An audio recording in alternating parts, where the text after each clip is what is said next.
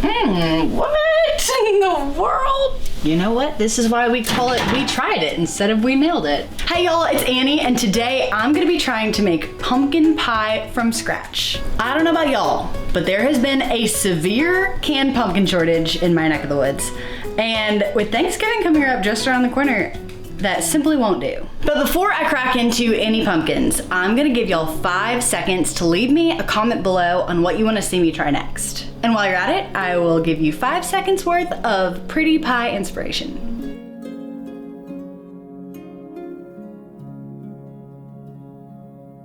I'm so excited to see what y'all wrote, but let's get back to it. For pumpkin puree, you're gonna wanna find pumpkins this size, kind of like medium-ish size, and they're gonna be labeled pie pumpkins in the grocery store. So not the big ones that you carve, those are not gonna have nearly as much sugar and substance as what you're gonna get from this guy. You're gonna wanna start by cleaning it. So I'm going to wash these off, cut the pumpkin in half and take out the seeds, because what we're really going for is the flesh inside. So taking a very sharp knife, start at the stem. Okay, maybe my knife is not as sharp as I had hoped. So I started at the stem and went down as far as I could.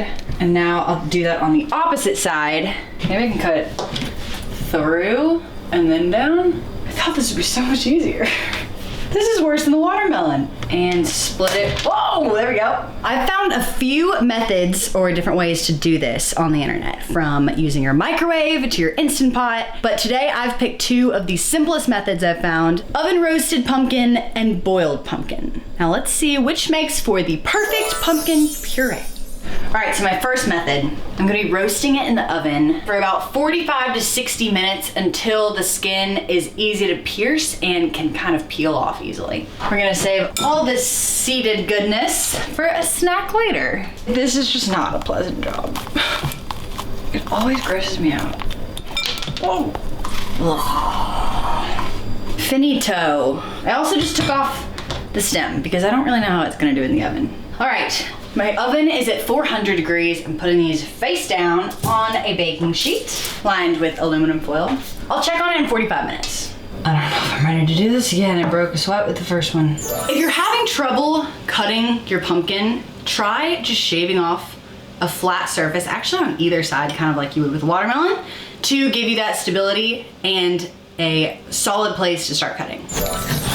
Ah, getting the hang of this. That was much better. Never give up. Again, taking off the stem. Now, both of these methods take about an hour with cool time, so you're gonna need to give yourself a little bit of extra time if you are making your pumpkin pie that day. But you can also make this puree in the days before. Keep it sealed in an airtight container in the fridge for, I believe, up to 3 weeks. Don't quote me on that. But this is a good activity to do the day before, especially if you're preparing for Thanksgiving. I can only imagine the faces I'm making right now. No wonder you carve these at Halloween. It's disgusting. All right, this I've found to be the most effective method. Just attack it with a spoon around the sides and then dump. Ooh, is it possible to do this without making a mess? Let me know. Bad idea. Now, with the boiling method, I'm gonna cut this into cubes. I think it's about 1-inch cubes. Now do this very carefully because this is very hard to cut through. So I've got strips like this, and I'll chop them from here. They're all about relatively the same size. And I'm going to transfer them all, when fully cut, to a saucepan with about 1 inch of water at the bottom. This I have over medium-high heat. I'm a little suspicious about adding this much water. It feels like I'm adding in way too much extra moisture that I'm gonna have to eventually take out afterwards. Also, I'm gonna have to peel off all the skins, so that's extra work. Now, I'm just waiting for this water to heat up till it comes to a boil, which is everyone's favorite thing to do. It looks like it has reached a boil. I'm just giving it a little stir with my favorite scoopy spoon. And at this point, I'm just gonna cover it, lower the heat to low, and let it cook for about 30 minutes or until tender. Let's check on method number 1. What in the world? You know what? This is why we call it we tried it instead of we nailed it. Okay, that is so weird. I'm gonna test it with a fork. Woo, yep, went right through. Okay, so maybe even if we have some weird, what is that? Juices, I guess, that came out. Looks like most of this inner pumpkin is still salvageable. Ooh, and very hot. Okay, so let's open it up to let some steam out. Very gracefully. Moving on to the boiled pumpkin. It's looking pretty good. First step is to drain it. Also gonna let this cool. It's a little bit more waiting. Peel comes off really easily. Oh, it's still hot. Okay, it's steaming. I'll get back to this. Don't do this if you're in a hurry, I think is the lesson learned here. Okay, I thought the extra step of peeling was gonna be a huge pain, but it actually came right off. I'm like shocked at how easy that was, and I got a good amount of pumpkin out of it. Now on to this guy. Don't even want to deal with you.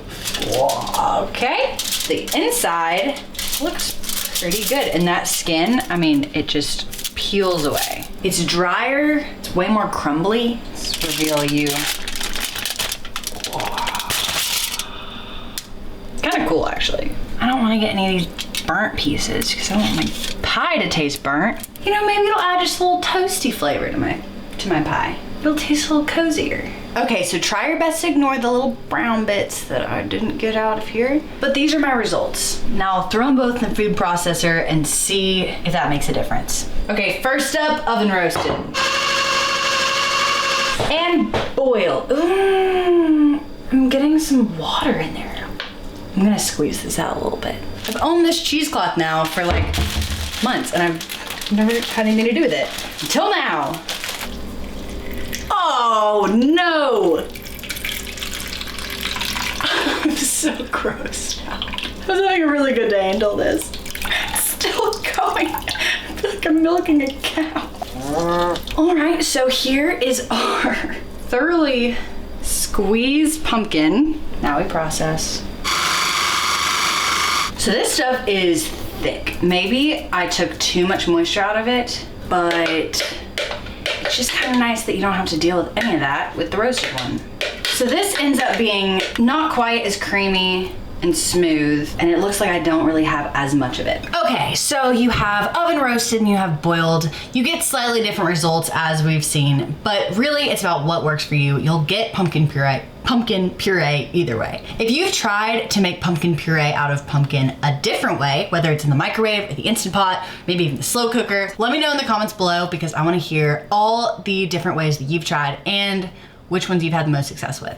So I'm gonna be making our recipe for classic pumpkin pie, starting with preheating the oven at 425, and I will be using a handy dandy pre-made pie crust. I mean, at least I didn't take a shortcut with the pumpkin. Set that aside, and into a mixing bowl, 3/4 cup of packed brown sugar, 1 3/4 teaspoon pumpkin pie spice, 1/4 teaspoon of salt, a full can of evaporated low-fat milk, 2 egg whites, and 1 egg.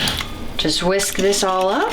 Then we add in the pumpkin. 2 pie pumpkins gave me exactly 15 ounces of pumpkin. This will go into my pie crust. Now this is going into a 425-degree oven for 10 minutes on the bottom rack before I bump the temperature down to 350. It'll cook for another 50 minutes at 350 degrees. Ooh, baby. Oh, it smells so good. Okay, it's just under set, but I have to wait for it to cool completely before digging in. And never forget my handy dandy trick. If you don't have a wire cooling rack, upside down mini muffin tin. Works like a charm. And while my pie is cooling, I'm gonna whip up some fresh whipped cream because there's nothing better. Would highly recommend this step. All right, come to mama. All right, well my crust turned out a little bit brown. This thing looks perfect. That custard just looks so creamy. All right, let's take a bite. All right.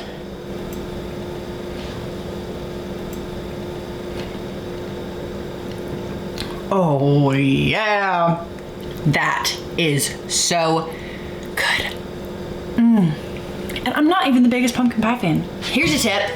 Stay close by to the whipped cream So you can just add a little bit of, you know, extra. I'm gonna call this a huge success. I might never do this again. It took a little bit longer than I expected, but you know what? At least I know that I can. Canned pumpkin shortage, you've got nothing on me. Make sure y'all are following us at Allrecipes on Facebook, I almost said MySpace, YouTube and Instagram for more fun recipes we are trying out in the kitchen. I mean, have y'all heard the rumor that canned pumpkin isn't actually pumpkin after all?